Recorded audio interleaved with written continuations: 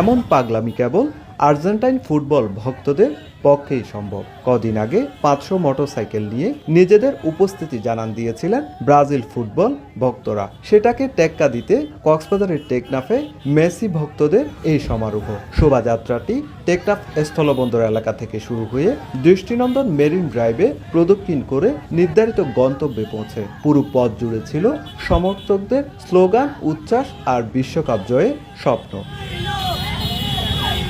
আর্জেন্টিনার পতাকা, জার্সি আর নানা রঙের ব্যানারে সজ্জিত 500 মোটরসাইকেল নিয়ে সমর্থকদের এমন বর্ণিল আয়োজনে খোদ ম্যারাডোনার দেশে হয়েছে কিনা কে জানে। কিন্তু বিশ্বকাপ শুরুর প্রাককালে বাংলাদেশ ঠিকই করেছে, কারণ আর্জেন্টিনার নামটাই যে ভক্তদের কাছে বাড়তি আবেগ আর ভালোবাসার প্রতিচ্ছবি। যে ভালোবাসার খবর পৌঁছে যায় 17,000 কিলোমিটার দূরে থাকা লিওনেল মেসির শহরেও। আমাদের এই প্রত্যাশা হচ্ছে এই নেক্সট ওয়ার্ল্ড কাপ নিয়ে, মানে এটা হচ্ছে মেসির লাস্ট ওয়ার্ল্ড কাপ।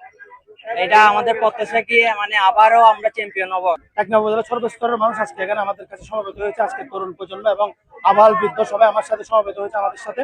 স্কেলনি যেভাবে তার শিষ্যদের সাজাচ্ছে, যেভাবে ট্রেনিং দিচ্ছে, সেটা হচ্ছে ইনশাল্লাহ আমরা আবারও 2026 বিশ্বকাপ চ্যাম্পিয়ন হওয়ার স্বপ্ন দেখি। আর্জেন্টাইন ভক্তদের বিশাল এই র্যালি ছাড়াও বিশেষ আকর্ষণ ছিল 100 ফুট পতাকার বিশেষ প্রদর্শনী। টেকনাফ সমুদ্র সৈকতের বালিয়াড়িতে তারা ফিরিয়ে আনে 2022 বিশ্বকাপ জয়ে সুখস্মৃতি। ভক্তদের বিশ্বাস, ইতিহাস বিপক্ষে থাকলেও আবারও বিশ্বকাপ জয়ে পুনরাবৃত্তি মার্কিন মুল্লুকে ঘটাবেন লিওনেল মেসিরা।